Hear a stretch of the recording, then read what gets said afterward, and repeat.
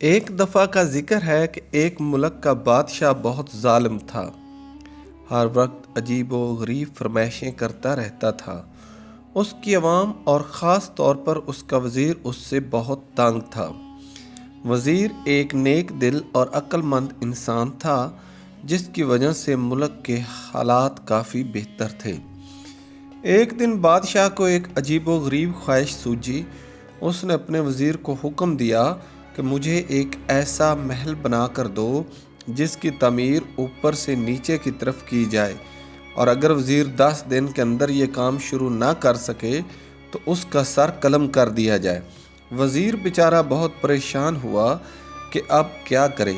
بہرحال جب وہ اپنے گھر پہنچا تو اس نے اپنی بیوی کو سارا قصہ سنایا۔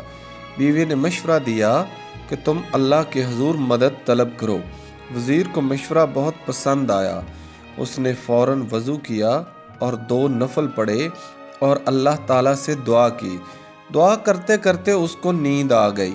خواب میں کیا دیکھتا ہے کہ وہ جنگل میں جا رہا ہے کہ اس کو کوئی چمکتی ہوئی چیز ملتی ہے، جسے لے کر وہ بادشاہ کو دے دیتا ہے اور بادشاہ بہت خوش ہوتا ہے۔ وزیر کو جب جاگ آئی یعنی بیدار ہوا تو اس نے اپنی بیوی کو سارا خواب سنایا۔ تو بیوی نے فوراً کہا کہ جنگل کی طرف جاؤ، وہاں سے تمہیں مدد ملے گی۔ وزیر نے اگلے دن اپنا رخت سفر باندھا اور سفر کو نکل پڑا۔ وہ تھوڑا بہت آرام کرتا اور پھر چل پڑتا۔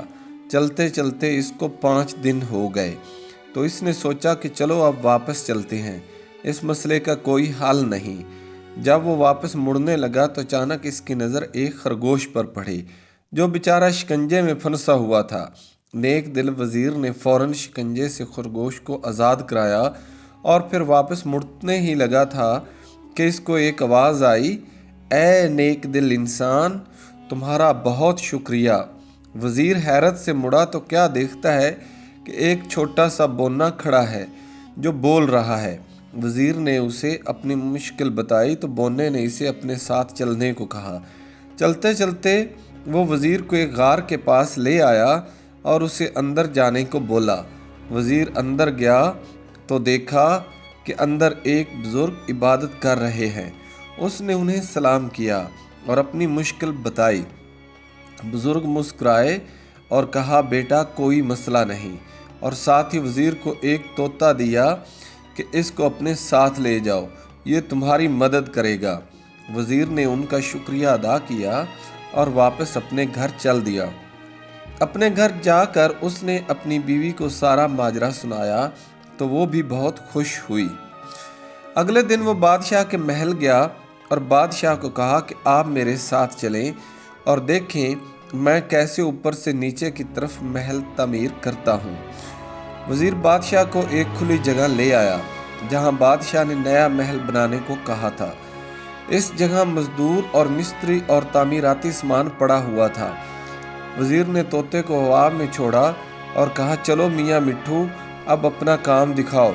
طوطا اڑتا ہوا کافی اونچائی پر چلا گیا اور آوازیں لگانی شروع کر دیں کہ اینٹیں پکڑاؤ، اینٹیں پکڑاؤ۔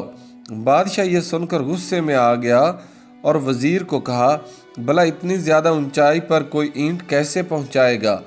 وزیر یہ سن کر بولا، حضور والا، اگر اتنی اونچائی پر اینٹیں نہیں پہنچائی جا سکتی تو اوپر سے نیچے تعمیر کیسے کی جا سکتی ہے؟ بادشاہ وزیر کی عقل مندی دیکھ کر بہت خوش ہوا اور اس نے اپنے غلط کاموں کی معافی مانگی اور وہ بھی ایک نیک دل اور ایک اچھا انسان بن گیا۔